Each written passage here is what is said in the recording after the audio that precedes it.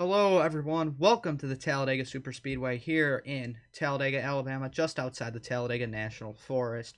But we are here at a national home for speed, the longest oval on the schedule. And you see it, the tri-oval bank, the start-finish line toward turn one, and the turns with 33 degrees of banking, the highest banked oval on the schedule. But we had to take a look at our competitors. 35 cars, as always, line up on pit road for the grid. The Vornado 150.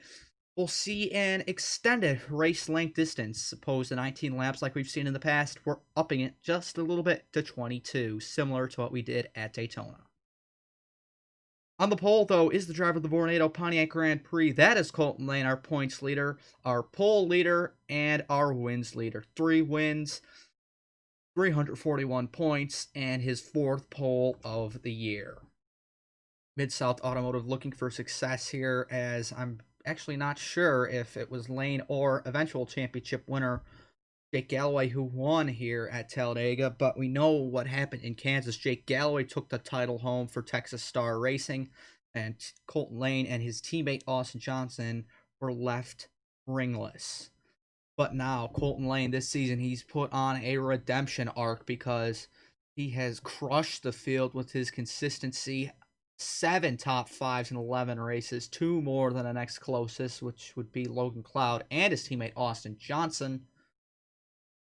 It's an incredible performance from Lane this year, and it will be something if he can cap it off this time. But Texas Star Racing not giving up hope yet. Larry Hagan to the outside. This was the same equipment that made up the front row at Daytona, but obviously with the equipment swap that happened early in the season between Larry Hagan and Alex Fletcher, that kind of set Texas Star behind the 8 ball, you could say, because Hagan is only up to 6th in points, and Fletcher has fallen from, I believe, a points leader down to 8th. Hagan is 42 back, Fletcher 59 back. It seems like Alex Peters, Alex Fletcher from 7th on back, they're not mathematically out yet, but they basically are. But you never know. Talladega is the great equalizer. We'll have to see what they can do today. They're starting third, the number 40. That is Roger Ray, the United Rentals Charger for Ange Auto. Ange Auto, obviously champions, Season 1 and Season 3. Looking to cap it off Season 5, but Ray had a little bit of a misjudgment. Actually, it was misjudgment in both series because Carson Bowers in the truck series and was not hot at the Michigan International Speedway himself. So it was kind of a missed ball in the Michigan State for Ange Auto, but they're looking to turn it around here today at Talladega. And Ray, starting third, he's third in the points, still looking for his first win. Bit of surprise. Oh my God, bit of a surprise there in P4. That is number 94 of Preston Emmons. He does have a win this season, but he is all the way down 17th in points, fighting with another road course winner, William Duncan. Probably not for a role you want to see, the lowest in points with a win, but they both had some respectable seasons and trying to put together some strong runs. They will both be back in the MDCS next season. No plans on moving up. Maybe they could fight for a title next season. We'll just have to wait and see. Taking a look further back in row 3, there is Logan Cloud, P2 in the point standings. 2 wins on the season, last week's winner. 9 points back from Colton Lane. So closer than Roger Ray, closer than anyone is to Lane, and Cloud looking to put it together for Evernham, who does have a strong super speedway package. You'll remember Anderson Reed took home the victory at Daytona in Season 3 for this team. And silly season signings from Evernham do include Anderson Reed. He will be taking over that 39, which is right there, starting P8 with Antoine Smith behind the wheel. The 79 will be piloted by Jeffrey Finguy. Finguy not in the race. Vince Freeze has taken over the 92. P6 there to number 9, Austin Johnson. A lot to say about him because obviously him and Colton Lane got into those run-ins last season, possibly hurt their championship chances, helped Jake Galloway's the eventual Season 4 Mountain Dew Custom Series championship winner. But Johnson, 37 points back. It's a long shot, but once again, Talladega can cause some havoc on these points titles. Championship implications. We'll just have to wait and see what happens. Already mentioned Antoine Smith there in 8. Emmons' teammate, a good performance by CFRO. That's Stephen Wallace Jr. there in 7th. Row 5 has some surprises. Mathis Wells there in the number 78 makes a race once again. He's only made a couple his whole career, basically, it seems. Bad luck, but he will not be returning to Butcher Gatorade Motorsports after a stressful couple seasons there. James Ellison, a big surprise signing by Zachary Racing just to fill in a couple races. Ellison got the nod for the 53. Obviously, Cody Smart stepped out of it earlier this season. Max Anderson's starts were limited because of the DPDS upper series start restriction. He could only make 5, so DeLello and Ellison have filled in. But I think the fans are ready. I think we're all ready to see these 35 Mountain Dew Custom Series cars fire to life at Talladega. 22 laps of action await us here at this 2.66 mile oval. Let's get your command. Drivers, start your engines! Fire shooting out of the exhausts here. We are set to go racing for 22 laps of action. The pace car has rolled off and we are ready. All right, 22 laps of action. We're going to see some racing here. It's going to be a little bit like Daytona in the fact that they shuffle, but I think from what we saw in the practices, guys leading the draft, the guys in the pack definitely got the runs, but it might be hard to get a run for the lead if that car's strong enough. You got to look. That 14, the 28, the 40, the 79 and the 9, and the 39, I'd say, had the best shot of holding the lead in the top 10. Not to discount that the 53 and the 78 aren't strong cars. They might not have exactly have strong drivers behind the wheels. Bob Foster Racing Operation has the 94 and the 98 in, but really didn't see a whole lot of pace out of them at Daytona, if I remember. And they are generally more suited for the short tracks and the road courses, but in many ways, they could easily surprise us like they have in the past. Looking back through the field, are there any other news and notes we haven't really covered? Luke Rainey's starting deep in the field. He's 5th in the point standings, 42 back, so right there in between Johnson and Hagan in the standings. Still holding out for a possible underdog title hope into Kansas for TRD.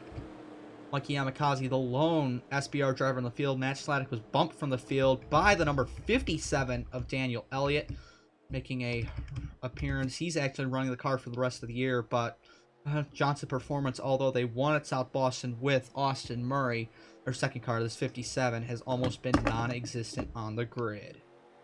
Diego Yepes back in the number 27. He is a former Talladega winner. He won here in season number 2. I think that does it. The pace car peels off. They will ride through the tri-oval. Like I mentioned briefly, the finish line outside the tri-oval, down into turn number 1. So if there's a late move, entry of the tri-oval, somebody could steal this race win away. But after 22 laps, who knows? Will there be a big one? Will they keep it clean? Who's going to be fighting for the victory? And possibly who could be knocked out of championship contention? The green flag is out. We're racing at Talladega.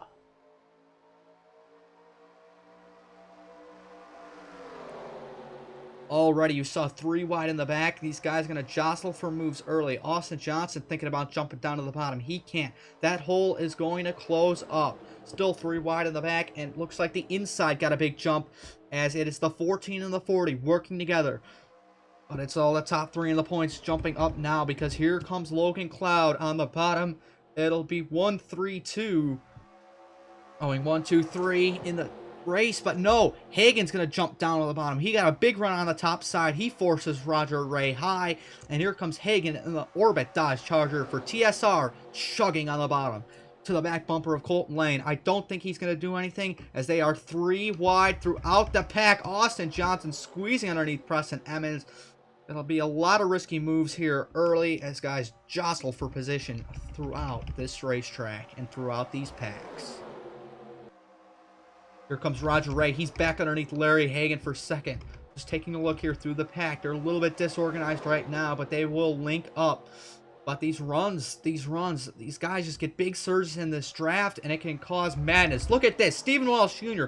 pushing the bottom. The underdogs charging here on the bottom. Wallace Jr., McShane, Duncan, Rainey, Brown. Jacob Rose and Alabama native Scott Roush all working on the bottom, but Roger Ray, he's going to break that up. He gets down there as well as Colton Lane tries to check out from the field. The engine performance, the aerodynamic performance of that 14 is almost flawless on this grid. But a lot of skeptics have wondered, how good are these engines? Could we see an engine failure here today with how much throttle time is on? Is Lane too hung out to dry? He will. He almost got split by Roger Ray. He can't do it. But Stephen Wallace Jr. surging around the high side. Can he take the lead unhelped in this draft? He will. Lane's going to surrender it. And what a move by the 98 team. 3 wide throughout this pack. 4 wide is trouble here, but none of that yet. Luke Rainey trying to prove that he still matters in this championship fight. He's cracked the top 10. McShane and Rose, the RAR teammates, working together as Super Speedway ace Shade Eves leads a second pack. They're trying not to be separated from the lead one. No issues yet in this race. Colton Lane still leads. We hit lap number 4. Still 3 wide. We've thankfully not seen 4 wide yet. Someone has lost the draft. That's the 57 of Daniel Elliott. Tough luck there for Johnson Performance. Looking further back, Cordell Smith hung out to dry. Jesse Turner, another super speedway expert, stuck back here as well. Looking further up the field, we've got action. We've got activity. It's 3 wide for the lead. I saw Stephen Wallace Jr. look. I didn't think Hagan would look, but that's just the runs this package create, and it's going to be Larry Hagan, the Dodge, surging past the other Dodge in the Pontiac to take the race lead. And you see that disorganization can cause more runs because Roger Ray, Matthew Brown charging up on the bottom as we are going bonkers back there in the pack. Definitely 3 and 4 wide, but I think they're going to be 3 wide. These guys really pinch down when they come into the corners trying to get the perfect line, and that's what causes accidents.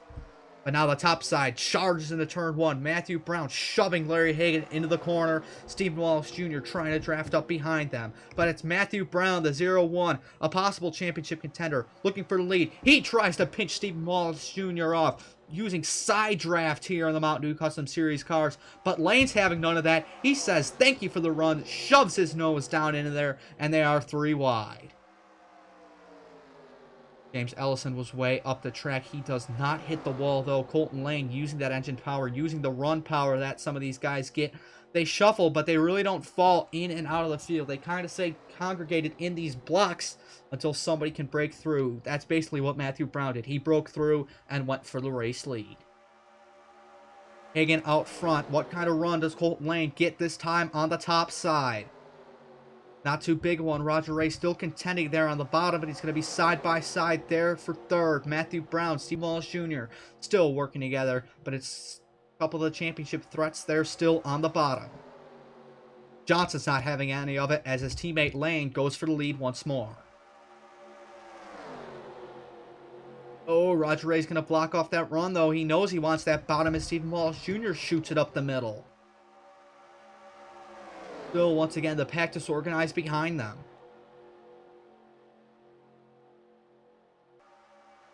Colton Lane, he is the Pied Piper right now at Talladega if he can hold off this pack. Larry Hagan still charging. Roger Ray as well under full attack. He's getting hung out. Just this pack kind of rubber banding there to Lane because this 14 has great aerodynamics, it looks like, in the corners, and that's what's allowing him to really pull away. Now, 3 by 3. The second pack still kind of broken off. Casey Mears, Bobo Jones leading that one. Guys like Emmons and Rainey and Ellison, they've slipped back there as more guys get up here. Look at this, the 44, the 48. Onjak and Fletcher started deep in this field. They've got Scott Roush behind them. Scott Roush looking to get a win here at Talladega. Can't he do it for Ditech? Ditech does have a super speedway win. That was with Jesse Turner.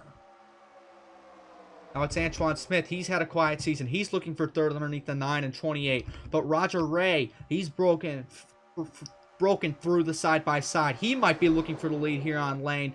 Nose to tail, trying to tandem away from the pack.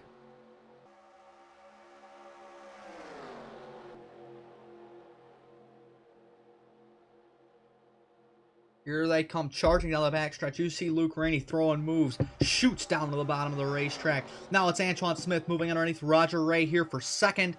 Can he get there? Hustling. Larry Hagan's got a big run through the corner. He's looking the top 5, breaking away just a little bit.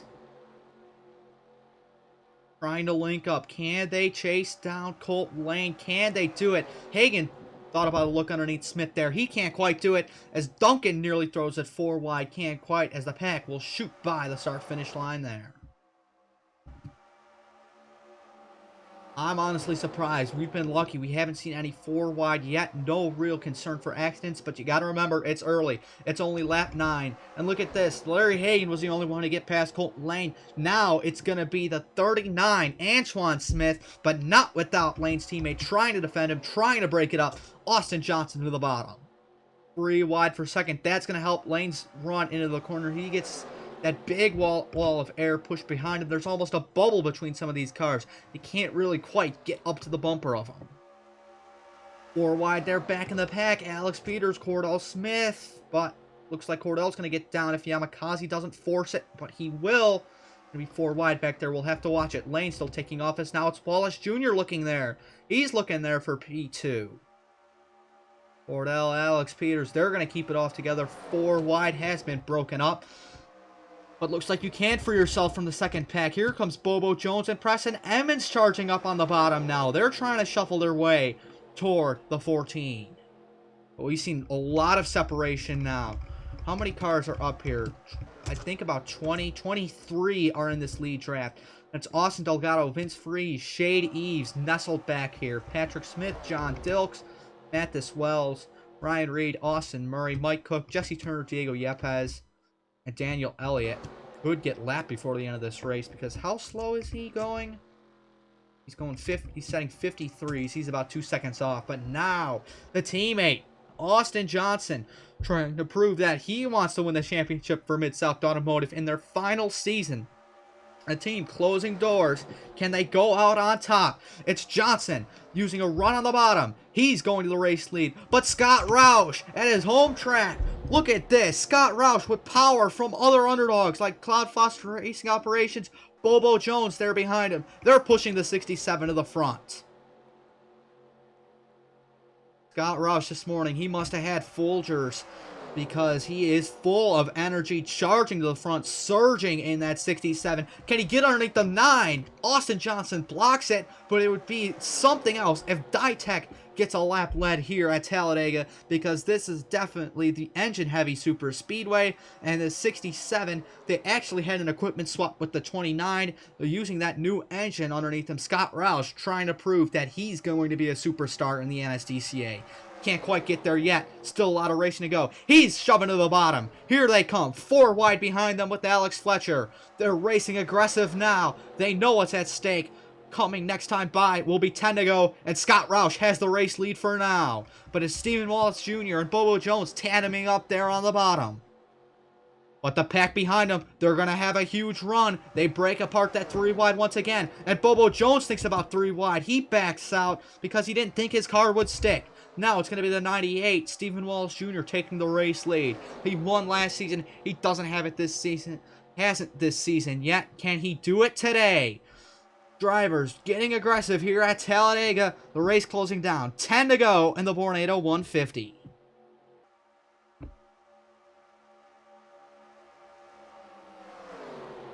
Nose to tail, the 98 led that lap. Colt Lane, big checkup. Is something wrong? I don't think there is. No, there's not. He just really had a bad checkup there in the turn 1. Possibly trying to calculate something here or fall back. He doesn't want to risk a junk race car when he's fighting for the championship. But Larry Hagan will. He's getting aggressive here, thinking about a 4 wide move. He doesn't do it, though. He's going to show. He'll try and shove Priya McShane past the 79 and the 14. Oh, Roush took the lead back. Austin Johnson will. Got to remember, Johnson 37 points out. He needs to lead these laps. He needs to get as many bonus points as he can. He's trying to get the most laps led in this race. Anything Austin Johnson can do to put himself in a better spot when we come to Kansas, he's going to try it. And at a place where he can make aggressive moves, any championship contender would. Now, Evernham's Super Speedway program has proven to be strong in the past. What can they do today? Antoine Smith trying to take the lead back. He will. Looks like the second pack has really closed up. We're all in a pretty big jumble here at Talladega as we push down the backstretch toward turn number 3. Bria McShane doing very well herself. She's up into the top 5. Great run for the two. Roger Ray, Luke Rainey, they found the bottom. They're trying to push up while they still can. They're trying to push up while Colton Lane is mired back on the top side in traffic. 4 wide, James Ellison, Logan Cloud. This could get nasty here at the front of the field. Preston Evans almost up into the wall. They're really squeezing now. James Ellison, this one-off start. He's trying to prove that he wants a big contract. Look at him on the bottom, making as much ground up as he can, throwing it 4 wide constantly. Oh, contact! Championship contenders involved. Roger Ray's around the field. It's the big one at Talladega. Cars junk, cars flying. Cordell Smith is in it, and guys trying to plow into the wreck. Cordell Smith on his roof. Lane's out. Ray's out. Rainey's out. Championship implications. Shane Eves is out. Murray as well. And pushing back, it's going to be Antoine Smith. Leading them down, Bria McShane, James Ellison, and others. Casey Mears is up here in the pack as well. But Antoine Smith for Evernham takes the race back on lap number 16. We will be restarting this one at Talladega. But the big one has struck, and it has caused championship implications. Taking a look, who's limping back? Roger Ray's limping back. Patrick Smith is out. He's got roof damage. Mathis Wells is out. Delgado is out. Fletcher is into his box. That could be his championship hopes over. Rainey has not come to pit road, so Luke Rainey may be safe. His car may not be too damaged. Colton Lane, Larry Hagan, they have not pit as well, but that 14 is basically junk at this point. Ryan Reed is around now. Maybe Ryan Reed hit somebody coming back. Duncan has damage, I believe, there in the number 33 as well. Yeah, a lot of guys are damaged here. It's going to be a sprint to the finish. Let's get you some replays in the Vornado 150 after the big one has hit on the back straightaway.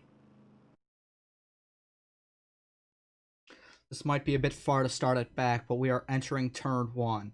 Luke Rainey, Larry Hagan very close together. Ellison making it 4 wide ahead. Roger Ray is getting a push from Jacob Rose and Peter Onjak on the bottom.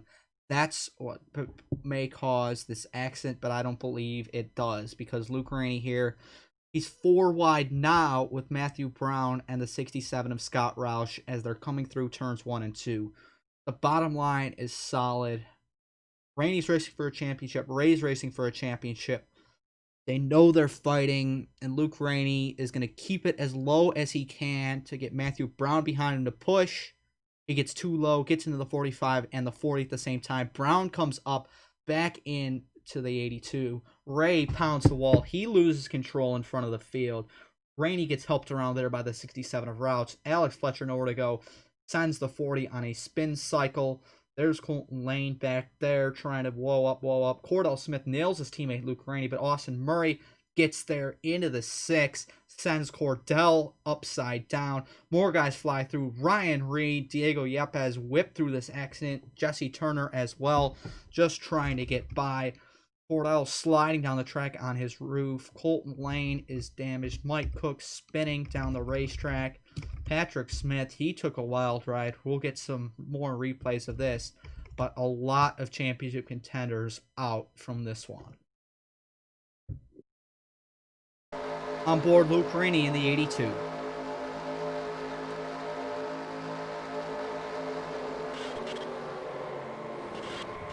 Ran out of space, sliding through the smoke. Ooh, got up on his side there. And actually it was Austin Delgado who did a lot of that damage to Colton Lane. Alongside another contender, Roger Ray, his view of the wreck. Had no clue it was coming. That could have been really bad for the championship as well as spinning around. Oh man, he actually got off the ground there. That's not going to help the 40 car at all. He drove it back to the pits trying to get it repaired, but we'll have to see what the Untitled crew can do.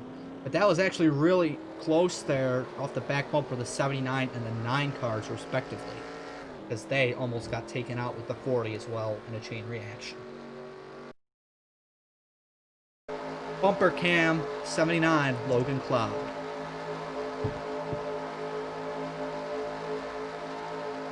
They just came together, and oh, I don't think you can get any closer than that, especially at a track like Talladega. Seeing them spin and slam behind, cars flying up in the air. McLeod and Johnson, a couple championship contenders who are alright from this rack. Colton Lane carrying a visor cam here today. His view, after starting on the pole, it goes away from him. He did a good job, and then just, oh, Delgado unsighted, plowed right into him. Lane drives away, but that damage may be just too much. You can barely see out of that windshield. Patrick Smith did a mid-race safety test of the roll bars just atop the windshield, but they held up, although he will be out of this one today. Big hit with that car, but they didn't hit the windshield at least, just hit the top of the car. Patrick Smith was okay after driving it back. Our review from high atop the backstretch grandstand of this crash.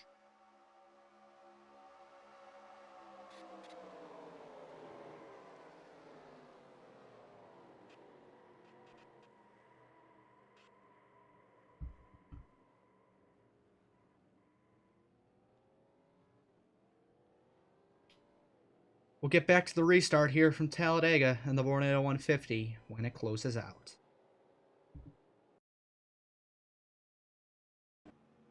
Folks, we're coming back to you early. Colton Lane is just retired, and Austin Johnson may have run over some debris, as you see right there in the middle. Roger Ray, you see there as well, falling out of the race, but AI McPhail, number 9. Tire wheel 3. Austin Johnson just blew a tire under caution. Colton Lane, Roger Ray are out. Larry Hagan is still in this. Luke Rainey is still in this. These guys coming back on. Fletcher is still in this, but he is deep in the points, so... Logan Cloud, I don't know if he could be sitting in a better position right now to take not only the points lead, but a big points lead here from Talladega. Just going to have to wait and see. Going to roll some commercials and come back to you at Talladega. Welcome to the watermelon capital of Texas. Our family has been growing watermelons here in Waller County for 4 generations. We send truckloads of our fresh Hempstead watermelons to HEB every day. And because they don't have to travel very far, we can sell them for less. The DiOrios work tirelessly, producing over 500 tons of watermelons for HEB every summer. That makes me tired just thinking about it. No kidding. This is the best watermelon in Texas department at HEB. No store does more than my HEB.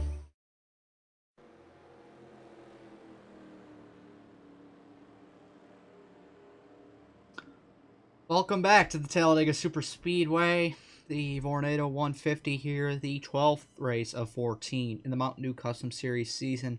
We've had another incident under caution. Jacob Rose, he has blown the motor. Austin Johnson back out on track.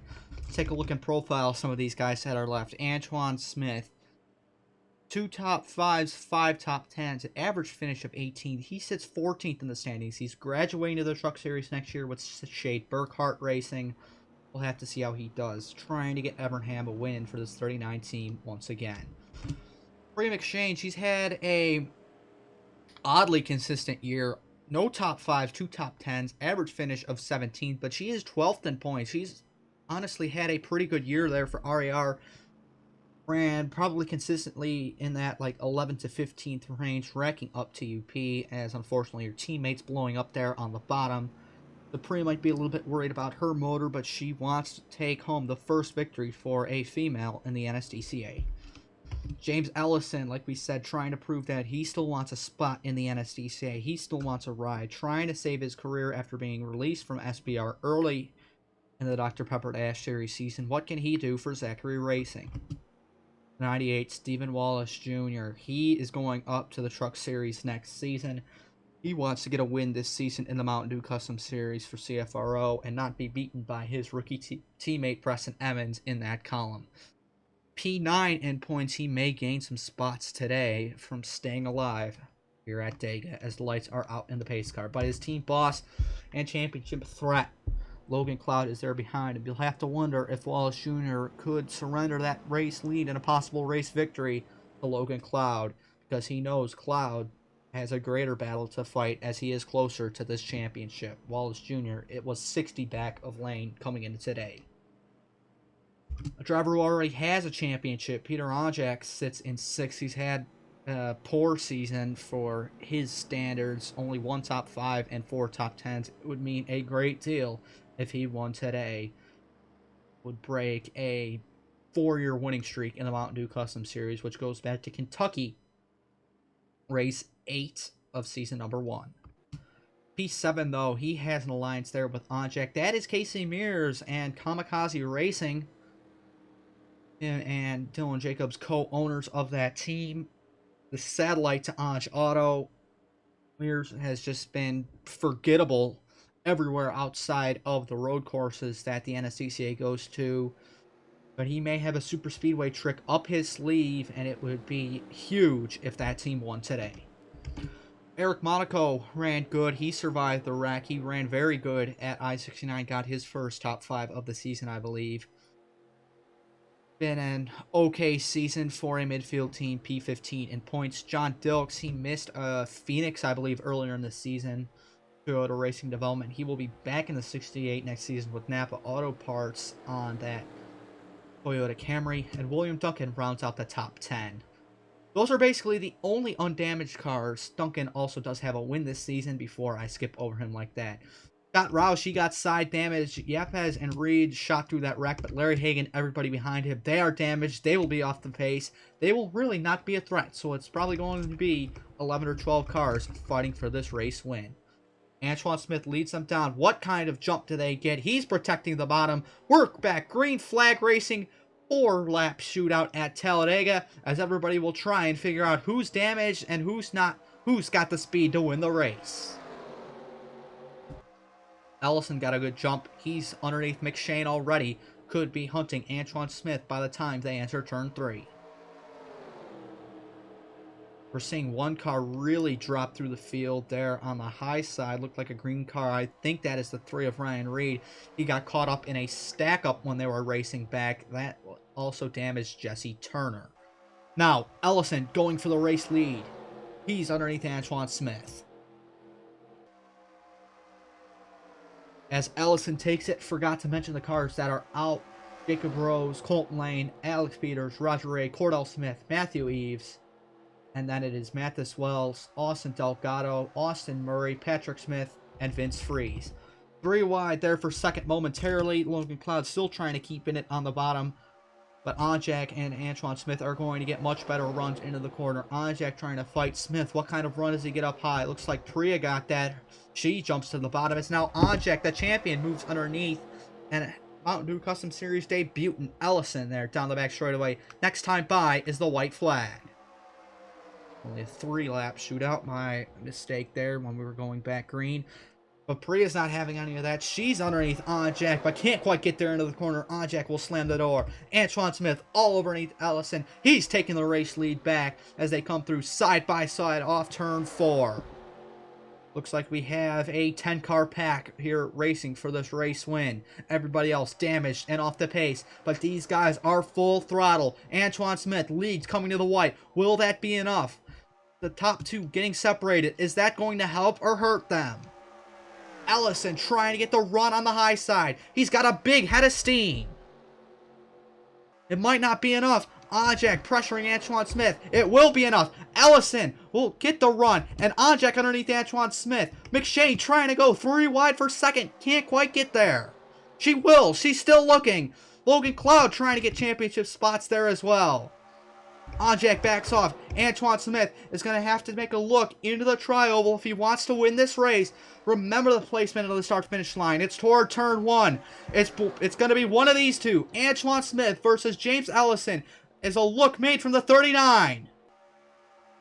He's trying to, but he's not going to get there. James Ellison and Zachary Racing will win at Talladega.